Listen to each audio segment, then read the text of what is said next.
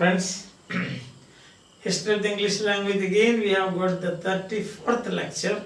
Now we are considering French influence on the English language, especially on the vocabulary. When we say about French influence, please do not think that this is the French of Paris, but it is the French as it is taught in the school of Stratford and Bowie, as Chaucer would say. That means it is Anglo-Norman language. And Norman is French, but to be precise, it is Anglo-Norman. It's a dialect of the French. Anglo-Norman. Anglo-Norman is the dialect of the classical French language. Now, but in history, it is known as French influence on English. So we have already seen administration, words relating to administration, words relating to government, words relating to church, ecclesiastical, church activities, and that is ecclesiastical words. Now we must understand that for a very long period of time, law and law courts, they were under the power of the conquerors. They held the sway over law and administration of law and law courts. Understand that? As a result of that, you can see English today. What you use in English, the legal vocabulary of English, this has been imported directly from Anglo-Norman or French language. You use words like petition, proof, evidence. Where is the proof? What is the evidence you say? Then we are using these French words. 29% of English vocabulary is French, if I say, and another 29 is Latin. That is, we can say about 50 to 60% of words that we are using today, that is either it is borrowed from Latin or from French language. You can see the extent, the depth, the significance of the borrowings from these two foreign languages. All the other foreign languages we have seen, Celtic, Scandinavian, and so on are there, but still we can see that the major parts of vocabulary now we use in English they come from either Latin or French. See, so therefore you can understand the importance of this. And not only that, when you learn these words, it will enrich your vocabulary also. See, some of these words are known to you, but when you once again go through this, it will be like brushing your memory. Understand that? Brushing up your memory.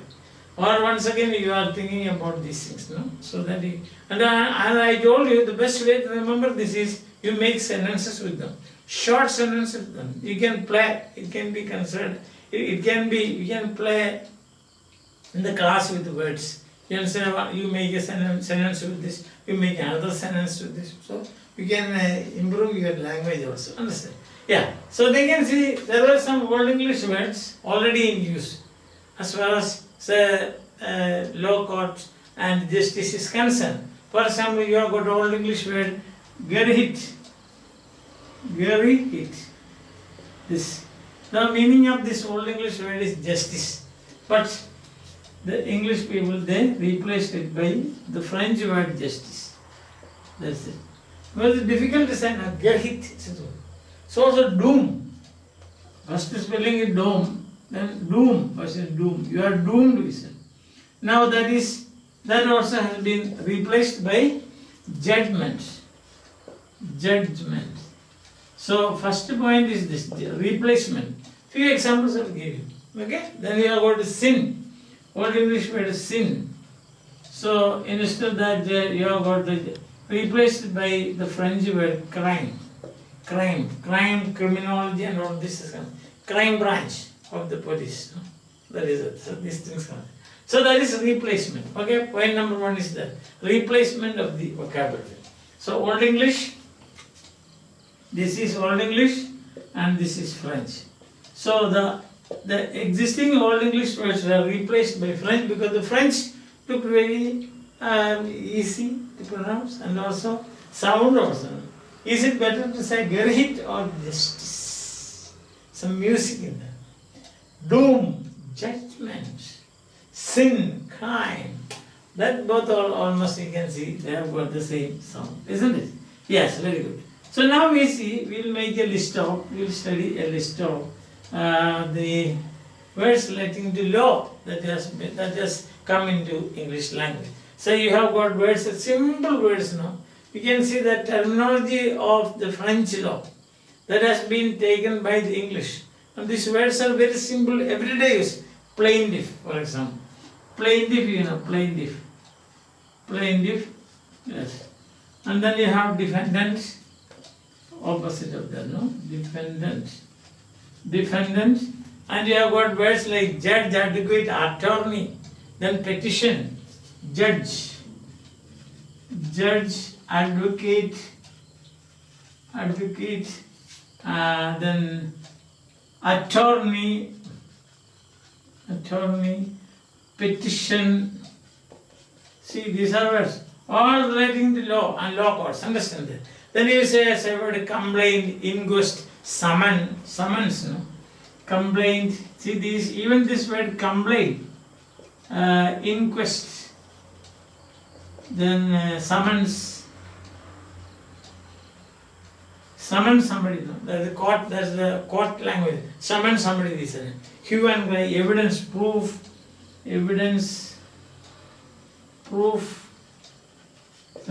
These are every day you are using the verdict, decree, award, prison, verdict,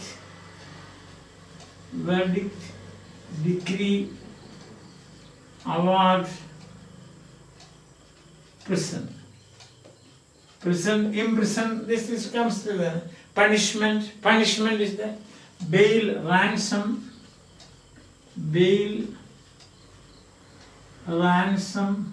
punishment, and so on. So look at this.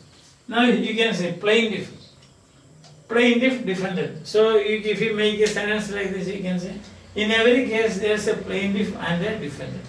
The plaintiff is the one who is the petition, defendant is the one who.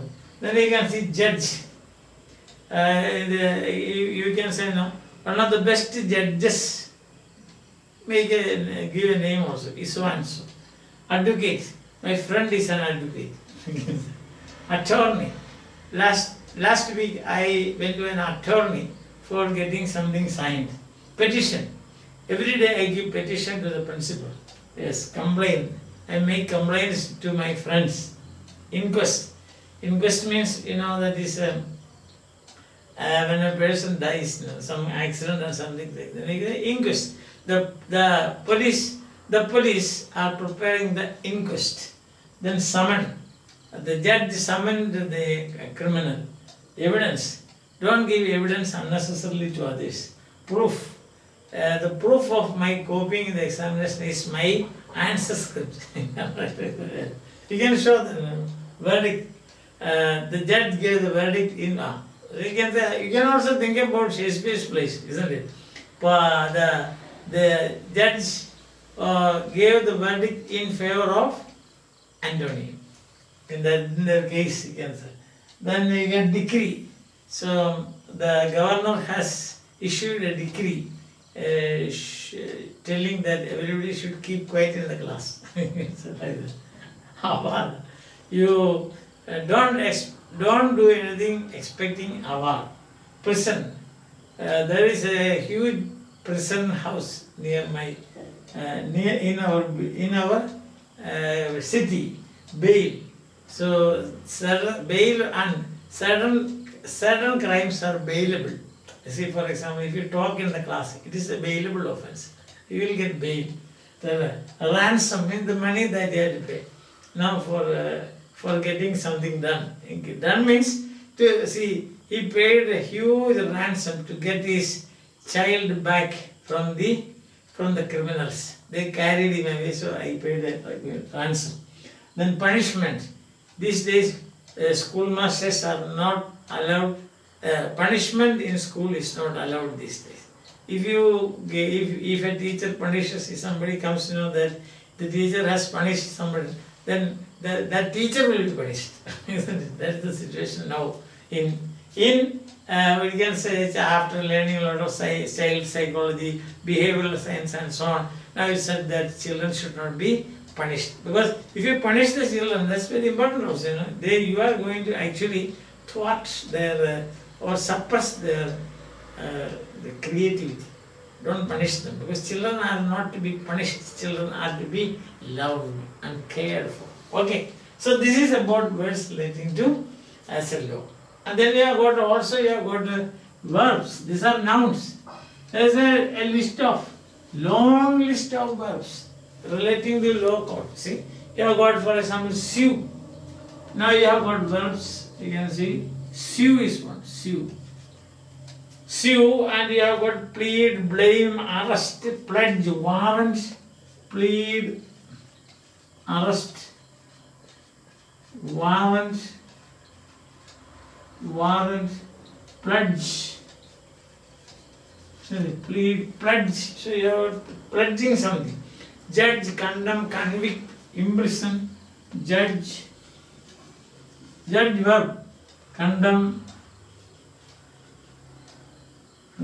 imprison, and so on. You have got many. These are all words relating to law. Acquit is one. Banish, acquit, then banish. These are all. That's a verb. Now you see, let's make sentences. Sue. That is,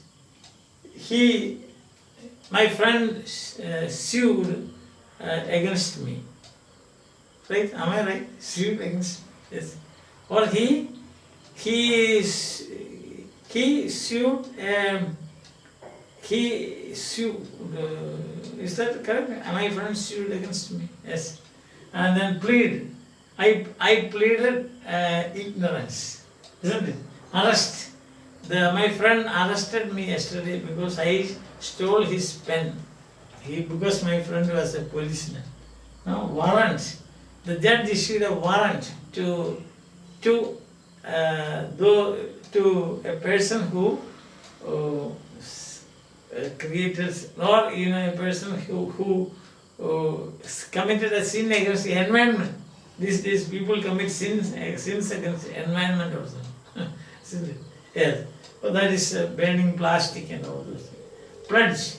So yesterday we pledge, or you can say, I pledged all my ornaments. I don't have any, but whatever I have, I pledged all my ornaments in a bank for getting money to judge. Don't judge others so that you may not be judged. And then condemn. Don't condemn others so that you may not be condemned. And imprison. So yesterday my parents imprisoned me in my study room because the next day it was exam day. Then acquit. So my friend was acquitted by the court because he had some problem and somebody had sued against him. Somebody sued against him and he got banished. After the examination, my parents banished me to a holiday resort. Banished me means here you can use it as a friendly way. Banished me. That is to a holiday resort. That is for enjoyment. Understand? Understand that? So I will sue you, we said. So in that case, I hope that you have followed that also. Alright? So like that you can make sentences. No? Then you have got what is called common adjectives. Many adjectives are there. See that? Then words relating to property and so on. You say encumbrance, very often. Words relating to property and then things like encumbrance. And very tenant. Encumbrance. What is encumbrance means, That is, before buying a property, you take an encumbrance certificate from the registrar. See whether this property is tied to somebody or not. If there is any ransom to be paid, etc. That is it. So then you have got a tenant. So tenants are now more powerful than house owners, because always the court will support the tenants, not the house owner, because house owner is supposed to be a bourgeois. The tenant is supposed to be a poor person. Understand? Then he said legacy, patrimony, heritage, hair. Hair you have got hair, hair, heritage, heritage building, hair. So I am the heir of a very rich grandfather. Yes. Because this grandfather has only a grandson, all the others died, and grandfather is very rich, so I am the only heir. So you can think like that, such examples, income, my heritage, hair, legacy, rich legacy of my parents. I have inherited the rich legacy of my parents and so on, you can say. Okay. Then also you have got the lot of adjectives. Adjectives, but we can see the variety. Lot of adjectives, innocent, just, culpable. See this as an innocent. They have got a legal overtone. Innocent, just, and culpable. Culpable. A culpable means liable to be punished. A culpable act. If you copy in the exam, it is a culpable act. Just, he is a just person. See, isn't it? We say about the just. See, in Mahabharata we have got many just persons. One of them is that grandfather. They call the Bhishma. Yes, Bhishma. Yes. So just person, innocent. You can say who is an innocent person. There is a proper, one of the actors in Malayalam film is called Innocent. That is the name of a person. You see, to that extent we just go. These adjectives have been used even for the names of persons. Babies are innocent, you can say. Simple sentences you can say. So what happens, if you do like this? If you do like this, then you will enrich your language also. Understand? So we have got legal and legal vocabulary we have. Because the law courts and the law, etc., they were under the power of or they were controlled by the conqueror and his men. And also he had imported a lot of judges and that is these people, bailiffs, those people connected with the administering law, etc.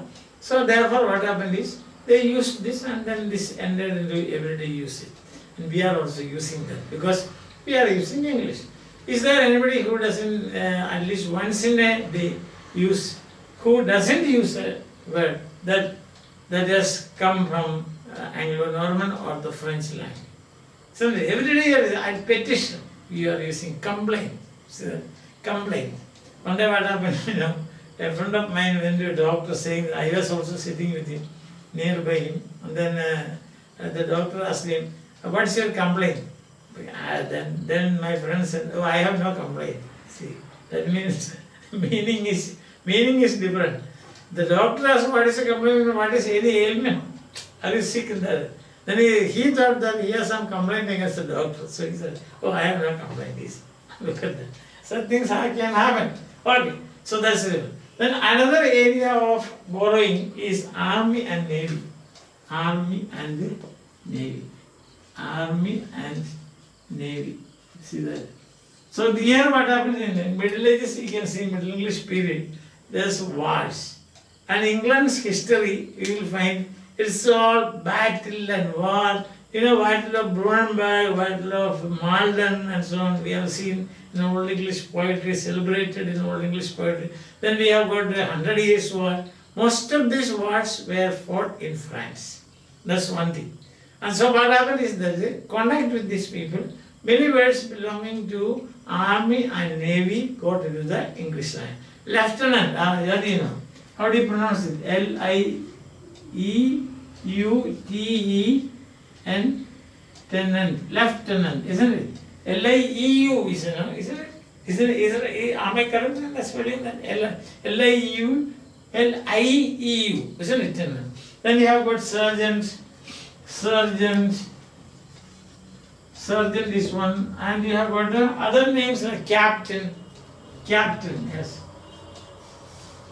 These are army itself, army, arms,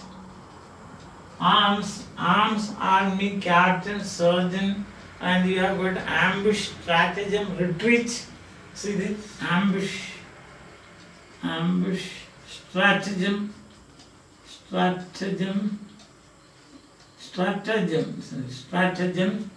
and that is plan. That is a trick or a plan that you know that is. Then you have got a spy work. No? That's a soldier, retreat. It's another retreat. Soldier. When you come to soldier, I want to share something with you that is, you know, in a book it was written like this. Imagine that this is the page of a book. And then it is written, when he was like this, he was a young SOL here, soul. And then the next line begins like this. SOL, then dire. So it was very difficult for a person to find out this, what is the meaning. So he was reading like this, when he was a young soul, dire. Young soul, dire. So he went around asking, so what is the meaning of young soul, dire? Young soul, see soul. Then next line is, here begins next line, dire like this. So young soul, he asked like this, what is this young soul? And there was no hyphen here. See, that is the reason. So he went around asking this, his friends, what is this young soul? Who is this young soul? Then another person, a very intelligent person, not my son, he read it like this, young soldier. Oh, is that it? So sometimes when you break words, you know, you get confused. Understand it? Yeah. So when he was a young soldier, so he was reading a young soldier. Understand? I hope that you have followed my my wit. Have you followed it or not? If not, I can't help it. Okay. So retreat, soldier, arms. Then you have got what a stratagem, combat, battle itself. Battle, then combat. These are words belonging to army. And then navy you have got, and you have got captain. These are all officers' names. Officer, lieutenant, sergeant, strategy. So army and navy. So you have got this, no? So lieutenant, captain, simple word, sergeants, army. You have got one of the best armies in the world. So you have got retreat. You remember I told you William Duke of Normandy feigned the retreat. So he pretended that he is going by. Feigned, soldier, soldier, young soldier, arms. Again also. Armed say you. So there is the opening scene in Hamlet you can see. Armed say you, when they are talking. Are you armed or not? That is combat. So the combat position, you see. The combat position of the English, that is a strategic position, because they were on top of the hill, you know. And then William Duke of Normandy or the William the Conqueror, he was in the valley. So combat position, they can see, the fighting position. Stratagem. So that was a strategy used by William Duke of Normandy. Feigning, running away. He turned and said, come on, run. And then, or retreat. So the soldiers retreated, thinking that the soldiers have retreated. So what happened is, Harold and his men came down. Then equal, when they are at equal situation, the situation was equal. Both of them were in the valley, and so they started fighting, and he won the war. Ambush. Now these days you can see some people ambush policemen. What kind of people, I don't know. Terrorists and so on. So they ambush, means they hide and fight. That is ambushing, means ambush. So these are words, harness. Then you have got say brandish, besiege. Siege is another word. Siege and besiege. You can see it. See? Siege and besiege. Siege. They laid a siege on the town. The town is besieged. So both means the same. Arm, besiege. Defend, brandish, brandish. Defend is simple. Brandish. Brandish means they have brandished these weapons like this, showing weapons like this. Suppose this is a sort of brandishing your weapon. Understand? So these are words that have come into English language. So we have seen it is really, as I have already told you, 29% of English vocabulary is French. To be precise, Anglo-Norman. In some books you will find it Anglo-Norman. Then don't think that, what is this Anglo-Norman? Our teacher did not tell us about Anglo-Norman. So Anglo-Norman and French. Anglo-Norman is a dialect, one of the major dialects of the French language. So there is Anglo-Norman. French you can say both. If you use Anglo-Norman or French, as far as the history of the English language is concerned, it's the same, because the influence is from the French language. And Normans spoke French. You remember I told you, when the Northmen, that is the Scandinavians actually, they came and settled here, then they just forgot their language. They said, their chief said, oh, don't talk in our language, we will take French, we will adopt this, our culture. Culture also we will forget. So we will have French culture and things like that. He said, I think, I already told you these things. Now, so this is how it is. Now we have seen administration and the church, and now third is the law and law courts, justice, nouns and verbs and adjectives. Almost every day we use this, Justice, petition, complaint, sue, suit, all these things. I will sue you, yes. When you say, you can have another good example for sue. If I have made any mistake, you can say, Shylock sued Antonio. Sue. Shylock sued Antonio in the court of law. Understand? So that is filing a petition against somebody. That is what sue means. Alright? Then there is another word, sue. That's something to do with a suit, etc. We say no. So that in that case, what I am trying to tell you is this: these words we are using every day in our life. Crime, punishment, crime and punishment, hue and cry. Crime and punishment is the famous novel also. Yes. Then we have got another words like army, lieutenant, arms. Then what else? We are using plaintiff, defendant. Then legacy, heritage, heritage building. We say heritage building.